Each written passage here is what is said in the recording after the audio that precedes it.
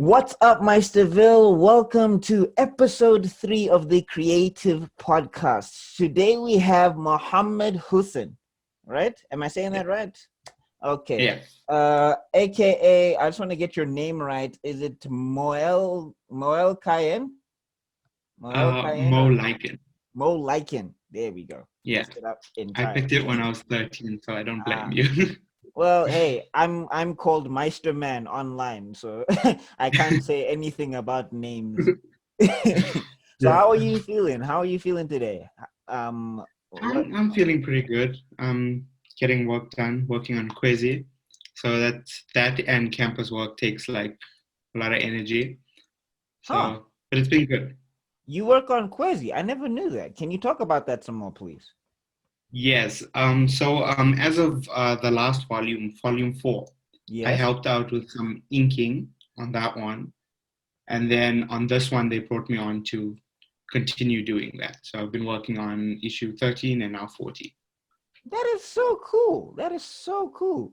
You mind talking about how that came to pass, how you came to meet the Kwezi team and all of that stuff? Sure. So in 2016, when I was still in high school and that, I got to meet them at a book signing in Santa. And they were like very supportive of like, young creatives trying to get in and stuff like that. So I ended up making friends with them and talking to them through the years as I was getting better as an artist. And then eventually I just kept pestering them for a job until they were like, fine, we'll give you something to do, just leave us alone. Hey, persistency is key. I tell people this all the time. It works. No, they can't get rid of me. They've tried. Just show up. Just show up. That's what Exactly. I tell people all the time. Just somebody's got to see something. Yeah. Yeah, I've been on YouTube. I've been on YouTube for about 4 years now. No, 3 years, let me say. Yeah, 3 years consistently. And the most growth I've seen is from when I showed up every day. Like someone had to see something. So I always tell artists all the time, if you're drawing anything and you have an Instagram, one post a week, just post something once a week for a whole year. Something is bound to happen somewhere. That Exactly. is so cool. Work. You mustn't forget the work part of it. You have to do it consistently every single day. Yeah, that's people think it's play. No. I've tried to learn how to draw. It is the most frustrating process. And especially when you're like self-taught and nobody can tell you. Like my brother, apparently he has a penchant for art, and it's mind-blowing. I actually have one of his pieces here. And he's self-taught, by the way. So this is also like, I'm happy for him, but I'm also very jealous of him. I'm so mad. I'm like, how come he got all, like I looked at my parents. I'm like, how come he got all the talent? Like I'm the same way. Like I'd like had to learn how to draw and stuff like that. But my sister, who's like doing a pharmacy degree and her masters and stuff like that, just picks up a paintbrush and can paint like nobody's business. And I'm like, but how? How do you do that? It's not fair. That's when you start looking at God, like you're like, God. Am I a joke to you? Okay. I can't find his other piece, but let me see if I can. All right, well, yeah, I'll give you this. I think let me see. Sorry, just a second. I've been posting so much recently because I also did an interview with Clyde Beach. I don't know if you saw that one as well. And yeah, so I was posting all of that. So I've got posts on top of posts. There we go. So this is the piece that he did. I don't know if you can see it there. Oh yeah, I've seen this one. I've liked it on your Instagram. Oh, you've seen it. Oh, geez. Yeah. Well, first off, thank you for paying attention to my Instagram. I'm so grateful for anybody who does. And of course, I mean it's some amazing stuff on there. Sorry, you cutting out. Sorry, guys. I think you got some amazing stuff. Oh no, thanks. Well, it's not me. It's other people. It's just people I pay. I can't do that. Yeah. So, I speaking of people that I pay, I remember requesting you for some work as well, which was really, really cool. Yes. You requested one of your characters. I did a commission for you a while Yeah. back. I can't remember what was his name. His name was Hatred. That's the name of the Yeah. character. Yeah, yeah. So you did a Yeah. really cool piece for me. Like, go follow. I don't know if you posted it on your Instagram. I definitely, cause of course. But yeah, I will probably have a link to it in the description of this video so that people can go click to it and see some of your work, and Yeah. hopefully from there they can jump into. Because I've been raiding through your stuff, though. Like, no, I've been. Of course, I have to stalk all my guests. It's how the podcast works. Yeah. Speaking of which, I got a couple of questions. So we got the Okay. MoeLycaen universe, right? So can you give me a rundown of like some of the characters, a backstory or two if you can, just talk about the MoeLycaen universe because I find it very interesting. Okay, so it's I call it the Lycan verse. Mm, It's basically like me trying to make like my own Marvel universe, my own DC universe of South African heroes and characters. And it's there's only like one book out at the moment, issue one of Guardian, who's like our South African Superman. Um, but basically, what I have of it is just like a few scattered sketches and character designs and some vague ideas of stories that I want to get to at some point. So it's still very much in the beginning stages, but it's about creating that representation and showing different aspects of South Africans and how they would deal with having superpowers and stuff like that. no, that is really cool. I'm a big fan because I find like the comic book community in South Africa is really, really small, which can be a huge advantage, if you look at it the right way. A lot of people may look at that at a negative aspect. I don't think so. Not yet, anyway. Because I think if everybody knows everybody, everybody can help push everybody. I think like, Yeah, it needs to grow, it needs to build, it needs to be an industry for real because especially with unemployment, this is one of the biggest sectors that can lead to employment. Because I don't think exactly. people. Yeah. Oh, sorry. Go ahead. No, no, so I was saying on that point of everybody, like knowing everybody, I've only gotten to where I've gotten to because I met guys like Larissa Mkhize and Clyde Beach at a book signing. Like, there's this artist, South African concept artist, Terence Maluleke. Mm-hmm. He goes by at Taco Universe on Instagram. It's Taco_Universe. He does this phenomenal work. And like through meeting him, I got like my first jobs writing in animation and stuff like that. And we've like collaborated on stuff like that for like years now, which has been really fun.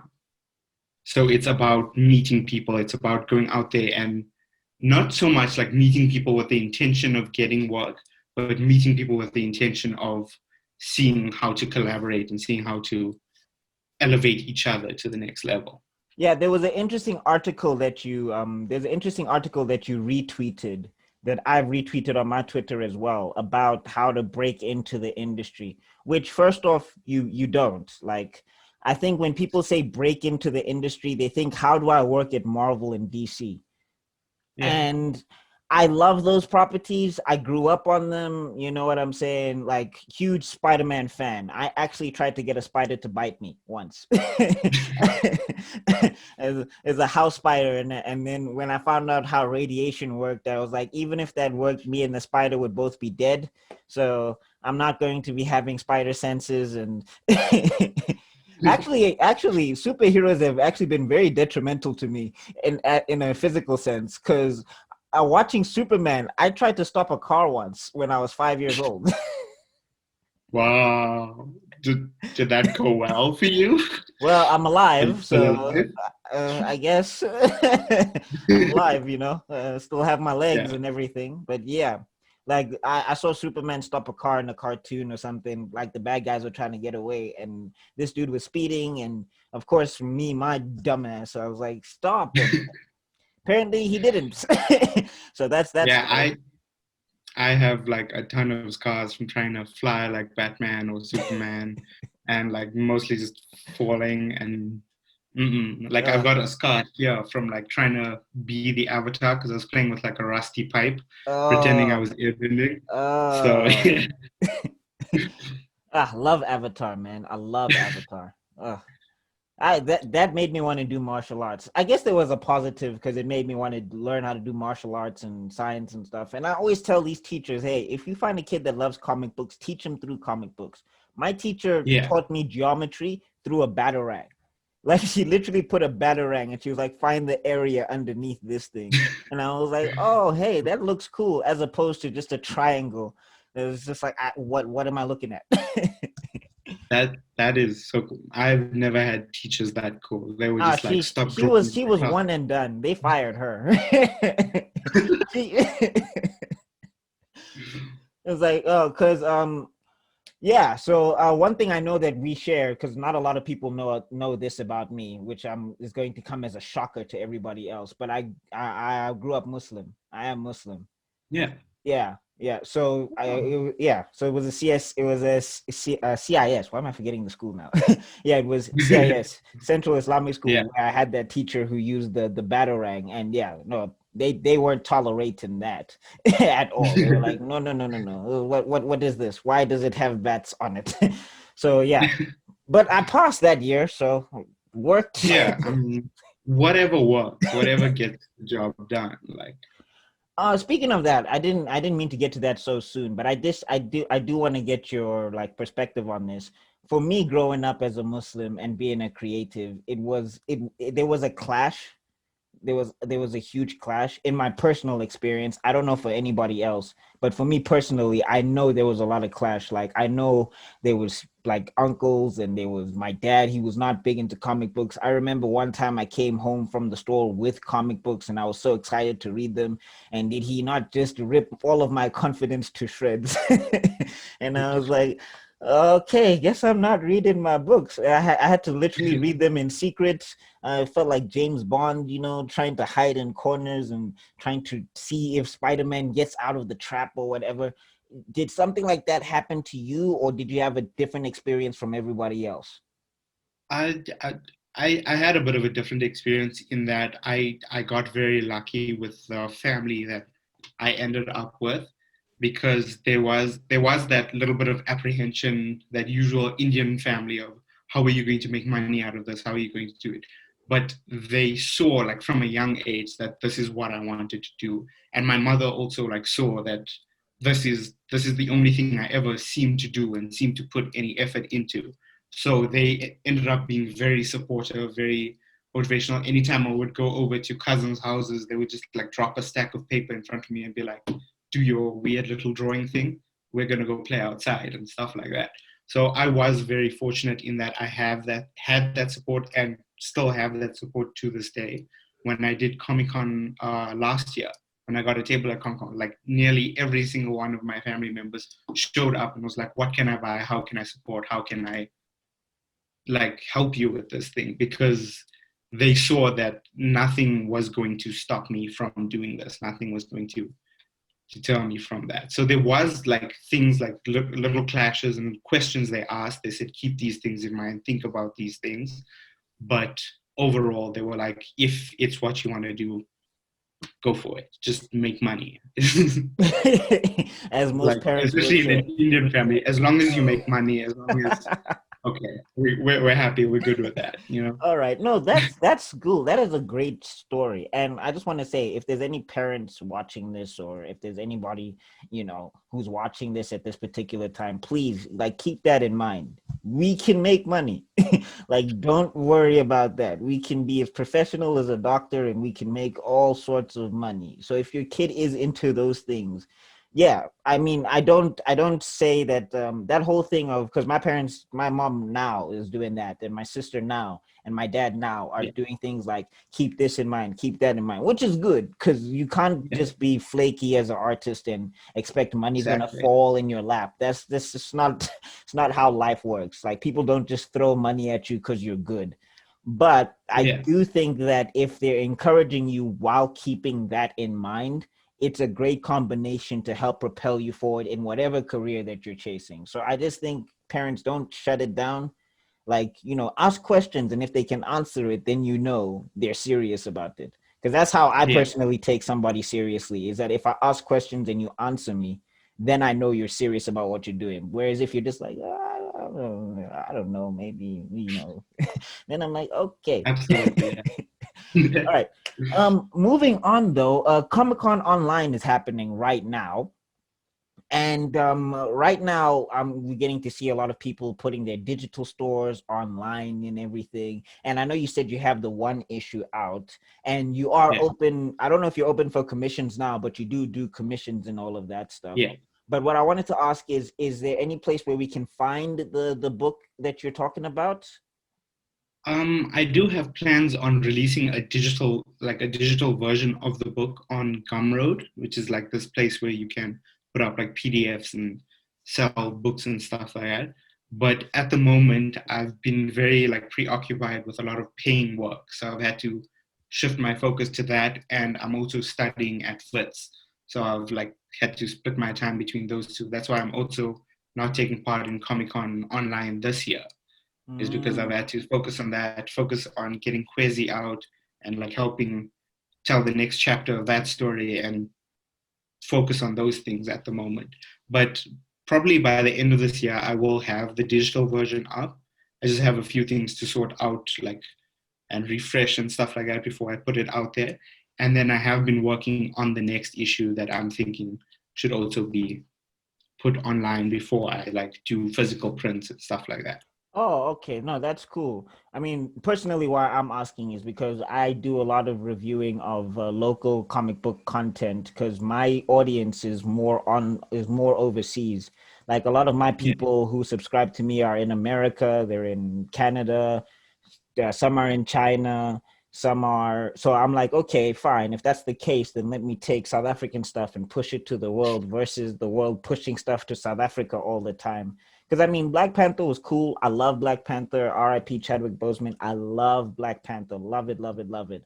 But I'm also like, we need to take our stuff and export it. We're always importing stuff. We're always importing creativity. And the people who do creative stuff here want to go that side. So I'm like, no, we need something more local. So I'm like, let me see if I can maybe kickstart that. So yeah, once that releases, I'll be happy to purchase that from you.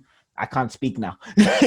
I'll be happy to purchase that from you. And then I'll also be happy to do a review on that because the stuff that I've seen on your Instagram, it's spectacular. Again, there's going to be handles in the video if you want to go follow MoeLycaen. It's going to be right underneath him. And then you can just go straight to his page and just see all of the amazing stuff that he's been doing.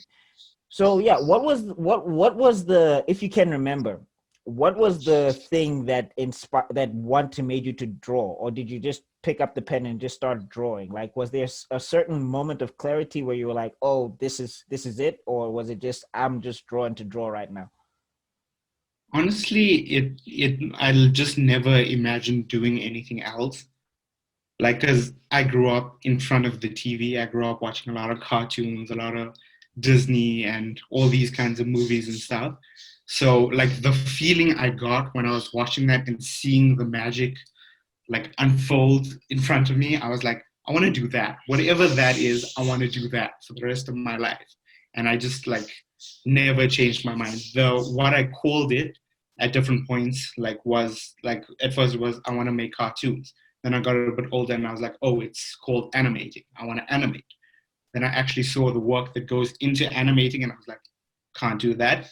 I want to be a writer. I want to do graphic design. And then now it's like, I just want to tell stories and make things and Mm. like make magic. And basically, that's my goal in life.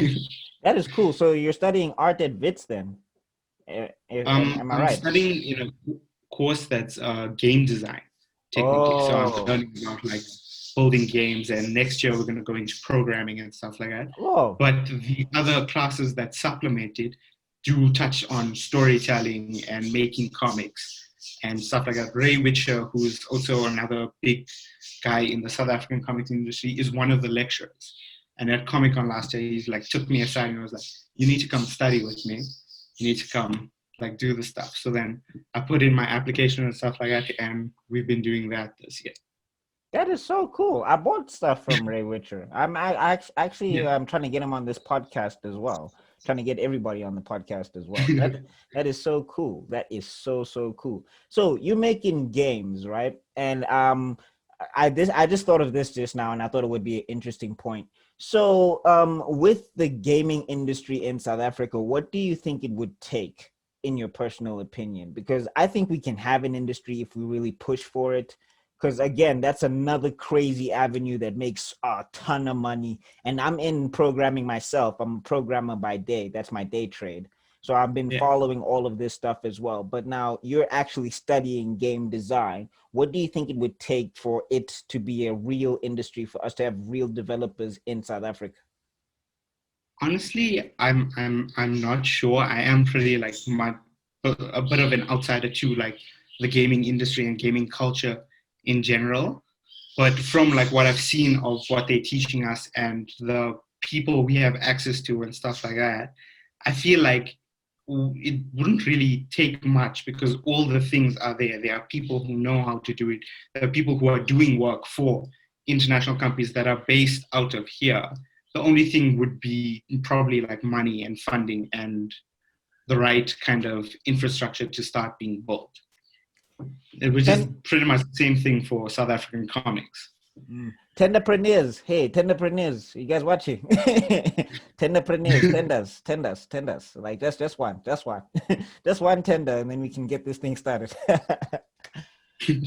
I also wanted to ask about the influences on your art because, again, being a huge comic book fan, I've been a comic book fan since I was 8 years old. I saw a lot of Jack Kirby in your stuff. Is that like a strong influence? Is that on purpose, or can you talk about Absolutely on that? purpose. So Jack Kirby is like my icon, my legend. I worship the king. I think he's like the best to ever have existed, to ever have made stuff. And but also a lot of it was like looking at his work, looking at there's this artist Todd Nork who does stuff for like Marvel and DC. He was on the Young Justice comics before it was like a TV show and stuff like that. And then also I've been like looking at a lot of Cory Walker, who's like Mm, the one of the first artists on Invincible, and one of the co-creators. mm. And it's the simplicity and that almost animation type of look, but with the complex comic book action and stuff like that that seems to draw me in and is a lot of influence into how I'm trying to get my work to go. Yeah, because I mean, he even had that. I don't know if you saw it. He had that whole episode on Teenage Mutant Ninja Turtles where they just dedicated a whole episode to the world of Jack Kirby, and that That's was one of my favorite episodes because I'm a huge Jack Kirby fan myself. Well, Jack Kirby and Stan Lee, because yeah.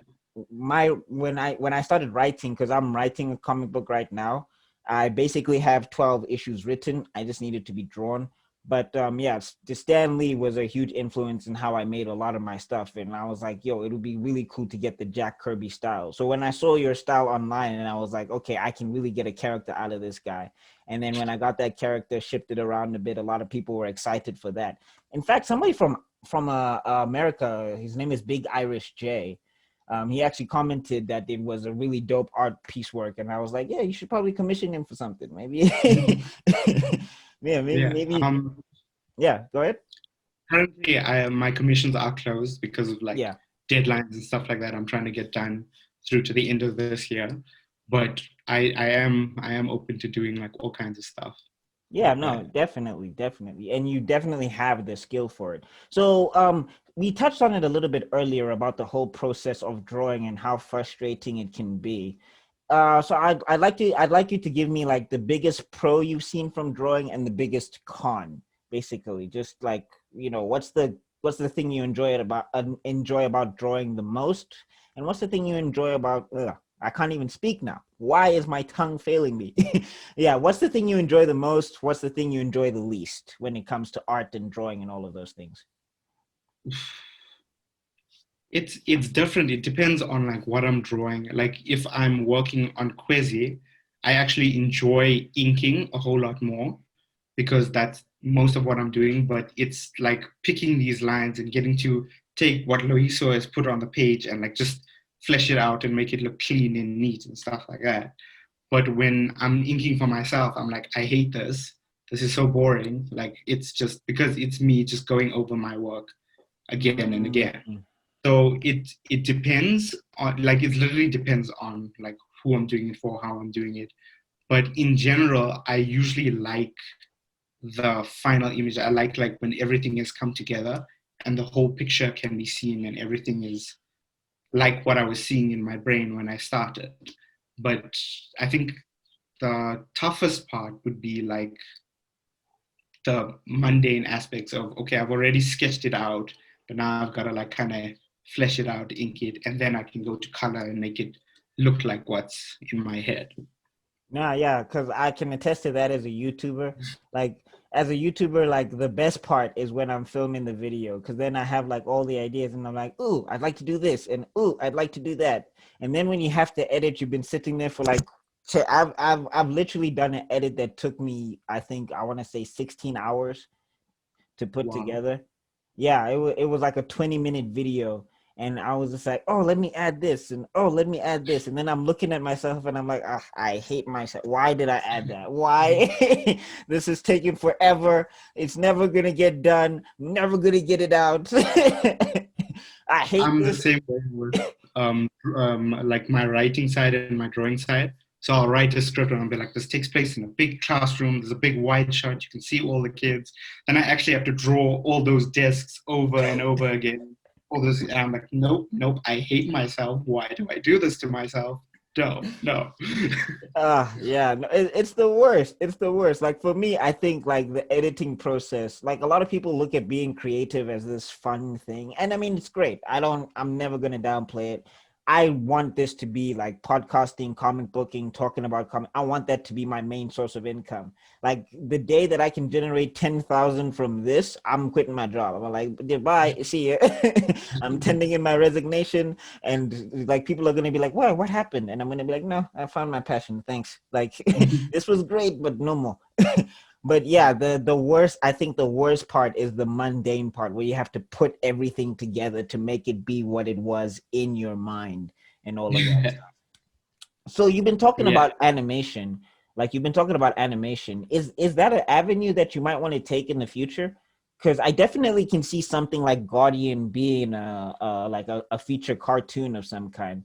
Because from what I've seen and the stuff I've seen and the stuff that I grew up on and studied and all of that stuff, I definitely think there would be a market for that. Because what I also like about Guardian is that you haven't made him this impossible, unstoppable being from the power set that I saw. Like he's strong, but there's limits to it. He's fast, but there's limits to it, which I'm guessing is purposeful because that's the reason why I don't like Superman. Because Superman, he's it's too much. It's too much. It's too much. Like he does Yeah. everything, and then to the point where he doesn't even use the powers that he has in his books.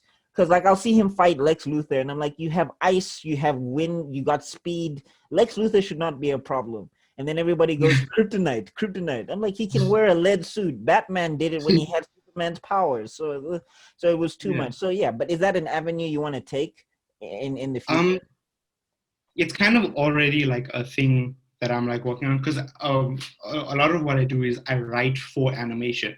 So I've worked on shows that haven't come out, or probably haven't come out yet. Hopefully, haven't come out yet. But like I've worked in that sphere. I've not co-created, but like helped someone create a show that we just got optioned by Triggerfish Studios, and we're like now shopping it around and stuff like that. So it is something like that I do want to do, and I want to do further. Like I'm also pestering Luisa and them. Let me in on the Kwezi animated show. I want to be a part of that if it's like a thing. Like let's do it. So I am doing that, but probably with Guardian and stuff like that, I'd want to flesh out the comic universe a bit more and establish it and gain a following for it before moving into that sphere. Is there any other characters besides Guardian in the MoeLycaen universe that you'd like to talk about? Because I saw one, but he had like a Ben 10 vibe kind of to him. He looked like an alien. Why am I forgetting his name? I read it this Oh, morning. Yezi, Sorry, Yezi, Yezi. Yeah, yeah, yeah, with yeah. the So stretchy part. yeah, with the stretchy powers, like I saw a lot of Ben 10 in him as well, and I was trying to find out more about his story and everything. So from what I could tell, it was like he was from an alien from another planet. Maybe you can also just talk about that a little bit. People will be able to Sure. see it on your yeah. Yeah, so with Yezi, so with issue one of Guardian, I wanted to like set up something and see if I can actually make a book. But now that I'm working on issue two, there are two other books that are like two other aspects of this universe that I want to start putting out. So one is called Odyssey, which basically takes us into outer space and like tells us these cosmic adventures and stuff like that. There's like a whole cast of characters for that. And then Yezi is very much supposed to be like our Spider-Man, our like on the ground in the streets type of hero, whereas like Guardian is like in between those two spheres. So Yezi's origin basically came from me thinking about like Spider-Man and Superman, and it's like, okay, so what if we had someone with Superman's origin stories, but Spider-Man's type of body, type of like style of working and style of storytelling, and it came from that. And I also thought about how lucky is it that Superman landed on a planet where he was a white man and he like had, he looked like everybody else. He could blend in with the most privileged section of the people. I was like, what if we have this like little green alien who's like walking around, but he's also like this like nerdy kid. So when he becomes a superhero, it's like, I have to wear a mask, even though the mask isn't hiding anything. Like everyone can see his green skin. It's like, we know who this is. This is the alien kid who landed 13 years ago. We know who this is, but he's helping, so we'll let him help. So it's that style of thinking, that style of storytelling that I'm trying to bring into it, and that like youthful nature that Spider-Man brings to the Marvel universe. That is amazing. That sounds like a better version of Max Steel. Yeah, I'm looking at you, Max Steel. Yeah, no, Max Steel didn't do it for me. Ugh. But yeah, that sounds amazing. That sounds amazing. All right, so you spoke about cartoons. I gotta hear your top five. I gotta hear your top five. Do you have a top five cartoons? I'll give you It's mine. like, I'll give you mine. I'll give you mine. But sure. you can go first. Or should I go So first? like, um, uh, I can go. I think the Okay. first two that I would like definitely say is Ben 10, which I grew up watching, and Steven Universe, which changed like my perception of what could be done in animation and in animated shows. And then I'd have to say Courage the Cowardly Dog for similar reasons, Ah. because that was messed up. That was a Uh, messed up. how did that get on air? Like, just a second. Let's pause for a second. How did that get on air? They literally had an episode where Courage had a mental break and created like a wooden Muriel and a wooden Eustace just to try and make his life normal. Like, how did that get on air? The only possible answer is pure dumb luck. Like something went right in like 50 different places for that to actually get in front of kids. I mean, there was women abuse, I think, in one of those with the cats, because I was watching that episode and somebody broke it down to me. It was like, yeah, this is dealing with abuse of females, and like the dogs were males and the cat was. I was like, oh my. And we Like were 10 years old. problematic in some ways, but also like changing what we perceive animation to be and what can be done in these media.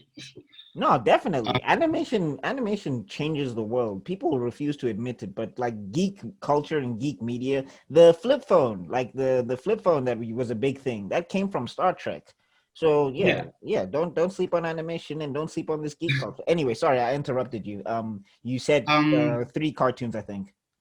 yeah, I'm trying to think of the other two. Probably Samurai Jack, because Kenny Ah, Tartakovsky is another yes, legend yes. in just like how he tells stories, like narratively without even words.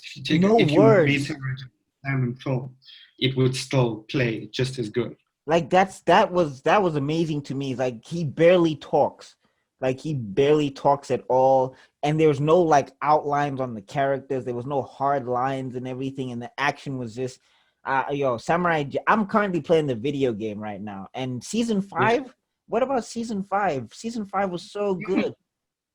Season five blew my mind, dude. Like honestly, that and then going from that to Primal, which is like another show Yeah, he did afterwards, yeah. which is just like, and you're like, that takes like everything he did there and like just streamlines it and puts it into like this whole new dimension that's just I still have to unbelievable. sit down and watch Primal. The only thing I'll say is that the ending of Samurai Jack, I was like, man, why, why, why, That hit why? me. Like I was like, I was not prepared to cry, man. Why did you?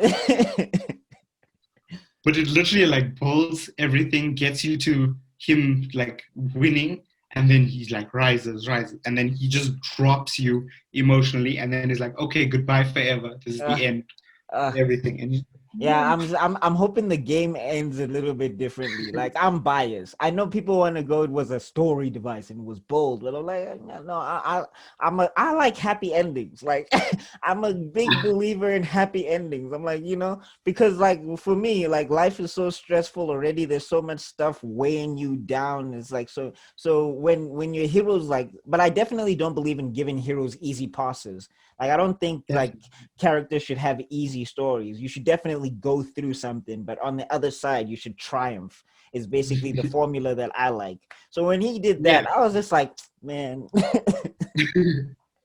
All right, I mean, so I also grew up like in a household that had like romantic comedies and Bollywood movies, which is all these like epic journeys and stuff like that, but it always ends with a happy ending. So I'm also like a little bit biased to that kind of outcome, that kind of thing. But like if you do it well enough, yeah, I'll that forgive yeah, like the that's sad the end. thing. That's the thing. Like if your characters earn the happy ending, then I'll give it to you. Like. Yeah. But like if you give them all of that, like Game of Thrones, that's why I couldn't watch Game of Thrones. It was too much. Like, yo, these guys were like dying every other episode, and I was like, really? Like the first season, he's like the most heroic character in the first season. Just and I was like, this is what we do. All right, sorry, we're going on a tangent Yeah. here. You got your last cartoon. It's fine. I'm actually kind of drawing a blank because my mind is going for nostalgic reasons to Batman Beyond, but is also going towards Mm. Totally Spies for some reason. Totally Spies I was like good. love Totally Spies was good. Totally Spies was good. the- It was good. Like I know a lot of dudes want to be like, "Oh, it was a girly show." No, that show was beast. that show slaps. Like that show is the absolute best. If you haven't seen it, please go watch Please, it. It's please, please. the That greatest and thing. Powerpuff Girls, like that and Powerpuff Girls. Powerpuff Girls was so good.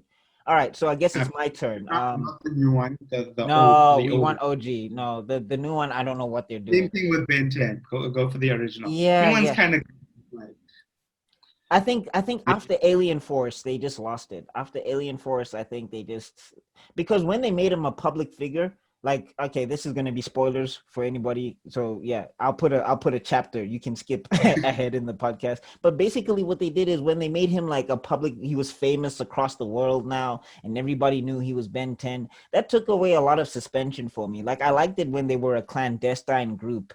You know what I'm saying? Now he was yeah, famous, everybody knew him, and then they took Gwen and Kevin away from the team in the newer versions. I was just like, it's not yeah. Ben 10 to me anymore. I miss Team Ben 10. Yeah, certainly that for me, but I did like going into that public sphere and stuff like that, like because one of my favorite episodes from the original series was the Ben 10,000 episodes because like I Oh, truly realized Ben out in the universe like protecting stuff like that. So as we got into that and like we saw him becoming that, I got excited.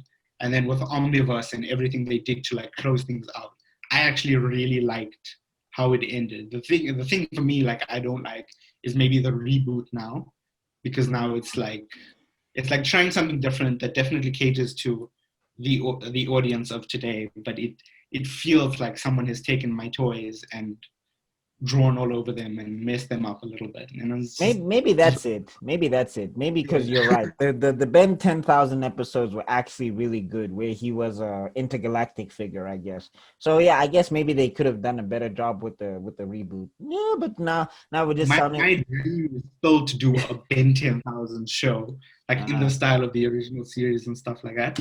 I'm just like, I got to figure out how to get to a position where I can pitch that and get mm, that made. mm.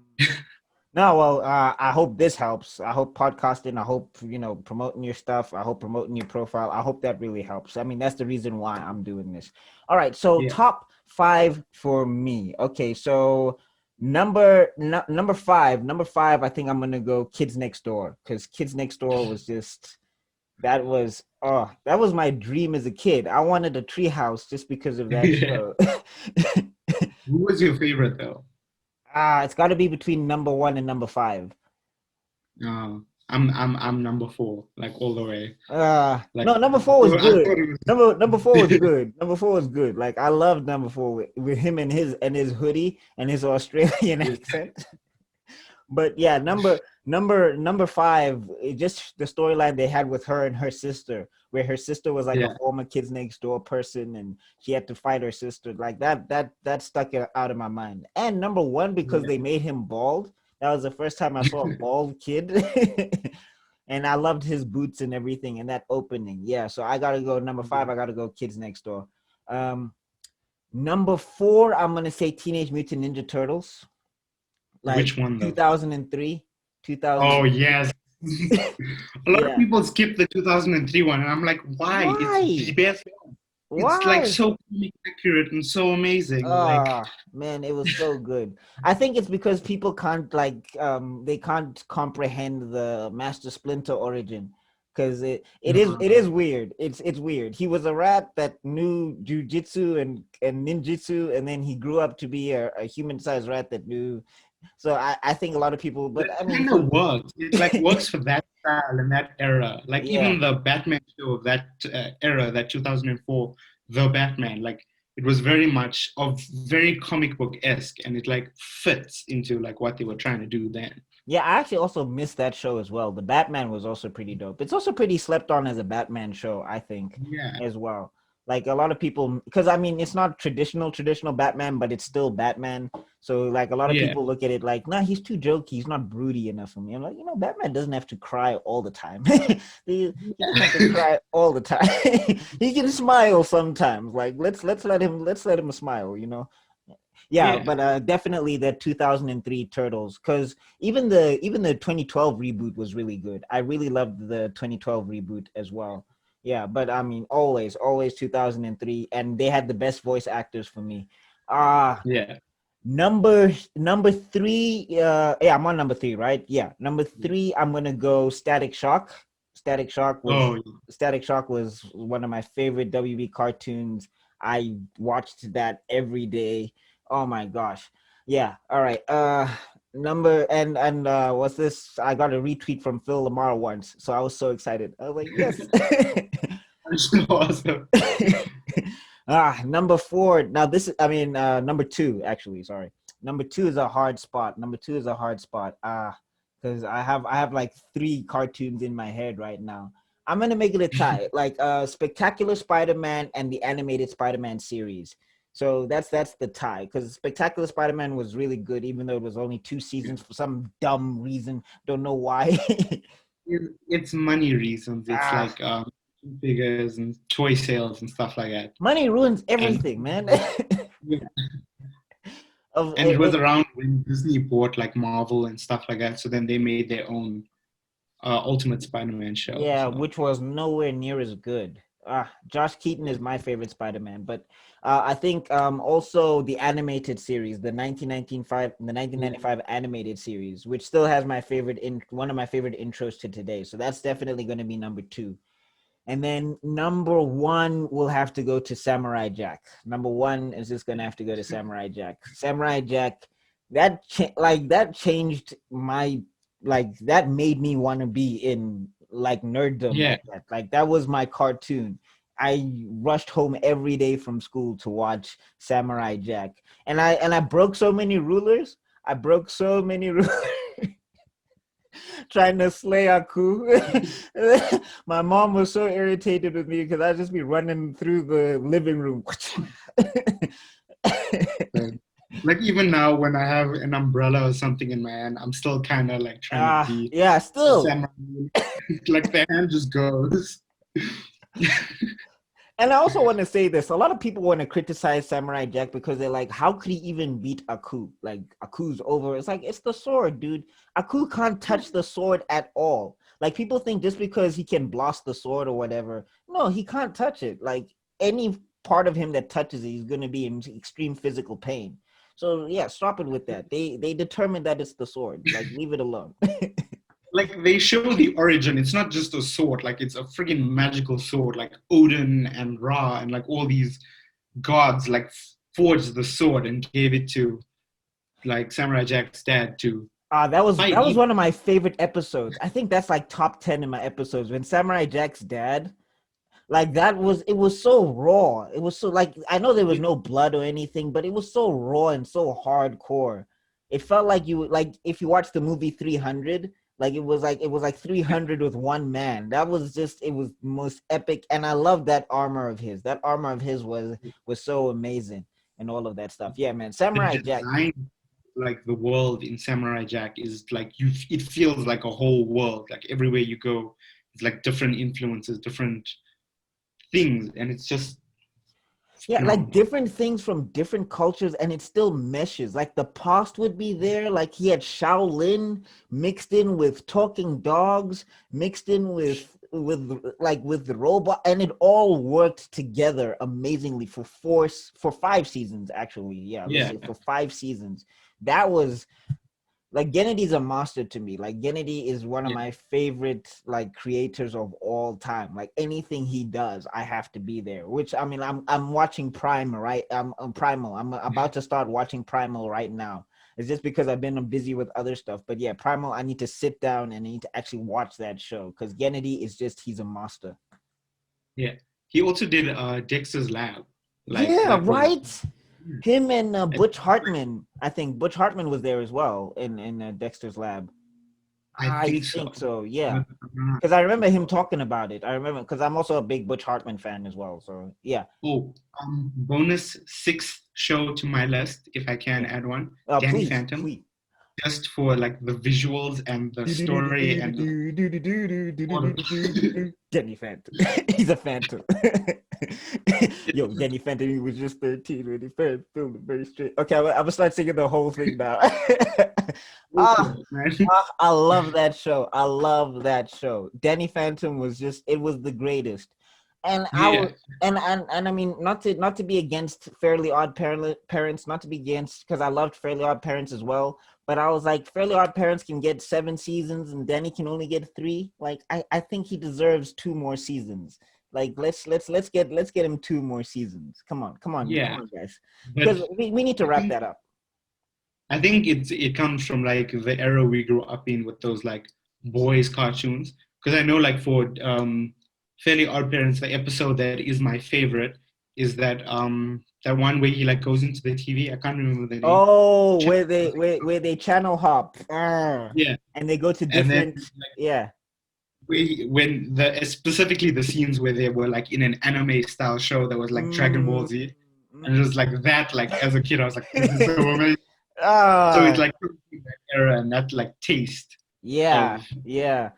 It's so Uh, good to actually find people like who talk about this stuff because like I don't have people around me who grew up like with cartoons the way I did because all my friends are now like scattered to the wind and it's like, man, I want to talk about Danny Phantom with you guys because I bring up Danny Phantom and people go, who? And I'm like, shut up.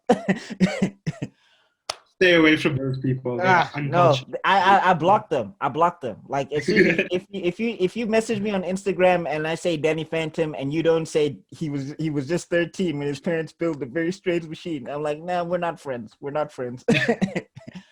All right, man. This has been so great. It's been so great to have you on. Is there anything that you want to tell people about? Any moves that you're making that you can talk about? I know you're working on a lot of stuff that's kind of it's paying work, but it's under the radar. But is there anything you would like to share? Or if not, is there anything you'd like to leave Meisterville with as we close this call out? That is a very tough question, but in terms of like stuff I'm working on, we've like mentioned Kwezi, we've mentioned like animation and that, but there's also another book. There's this guy out of the US, Mm-hmm. Branton Grant, who does like the Protector Saga. I think he just released the novelization of it on like through Amazon and stuff like that. So you can go pick up the book for that. It's called the Protector Saga. But part of what I've been doing with him is, as an editor, I've been like adapting that novelization into a comic script and into multiple scripts so that he can. He's got Carlo Barberi, who's like done Green Lantern and stuff like that, drawing the book, and like a bunch of other artists like I'm sure if you like go follow in that, you'll see like on his page. So check out the Protector Saga. Check out what we're going to be doing with that.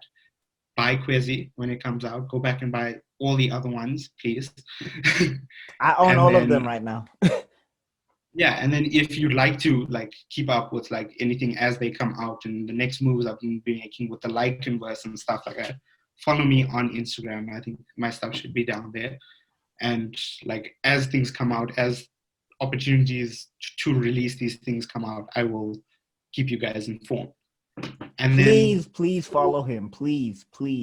I'm begging you. Please follow. There's so much cool stuff. Sorry, I cut you off there. no, and then in regards to leaving like people with something, if you want to like make stuff for a living and like draw or illustrate or whatever it is, the foundation of it, like regardless of meeting people, getting into these places, that is you have to put in the work. You have to every day get up and make things, make art, tell stories, even if you tell terrible stories, because you're going to tell really like I have a box somewhere with like really awful stories, Oh yeah, but you all have that box. until you get to a point where the good stories start coming out and you get better at telling it. But you have to do it over and over again, and you have to have the patience to allow yourself to grow in that field. Yeah, man, that is the truth. I have a story that I wrote. I want to say I wrote it when I was 12, and it had no continuity. There was no sense. The powers made no sense. He was transported to, I think, a temple where they taught some version of airbending or something, and the villain was like him, as like some dark dimension him that was existing. It was so weird. It was Yeah. so weird. And like I burned that story. I was like, no one is seeing this. um, Like, when I was starting out, there was this writer, Nas Hoosen, no relation, we checked. But I was going around to all these artists like Loiso and stuff like that. I had all the drawings of my characters, and I was like, "Can I tell you like my idea of what to do with that?" They listened. They were like, "That's very cool" and stuff like that. But then I went to him, and I was like, because I had met him before, and we were starting to become friends, and I was like, "Can I tell you about what I'm working on? Can I tell you my idea?" He stopped me dead in my tracks and was like, "Ideas mean nothing. Bring me a script." And that blew my 16-year-old mind. I was like, "Yes." You need to make the thing and then figure out what you're going to do with it. And then like it took me about a year to learn how to write scripts and teach myself how to do that.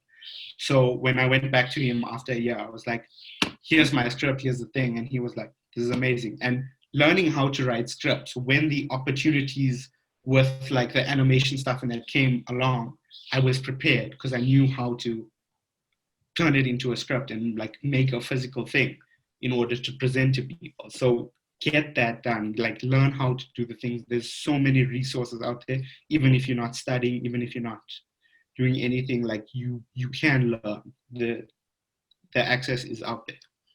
the access is out there. And I think on that note, I want to say, Mohammed Hoosen, thank you so much for being here today. You've shared so much, and it's been great to talk comic books. It's been great to talk cartoons finally with somebody that knows what I'm talking about.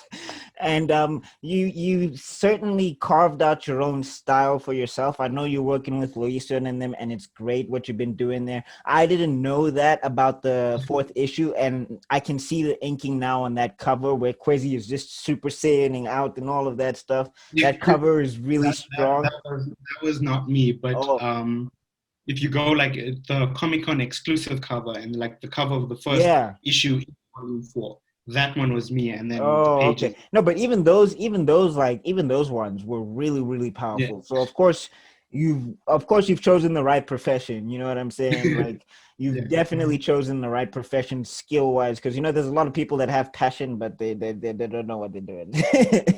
So yeah, follow him everywhere, Meisterville. Please show him support. Let him know you came from me. It would be really cool if you can. And I want to say thank you again for doing this. I'm so honored to have you here. And I had such a great time myself. I hope you enjoyed yourself as well. Oh, definitely. Thank you so much for reaching out. Like, this is actually like the first time I've been interviewed for anything since I've like started making moves in this like sphere. So it was a little nerve-wracking, but you made it very comfortable. So thanks for that. Oh, okay. Yeah, yes, I do know what I'm doing. That's cool. All right, Meisterville, we will check you all in other videos. Please remember to go follow MoeLycaen, and I will see you all in other videos because Meisterman and Mohammed Hoosen have to be out. Peace.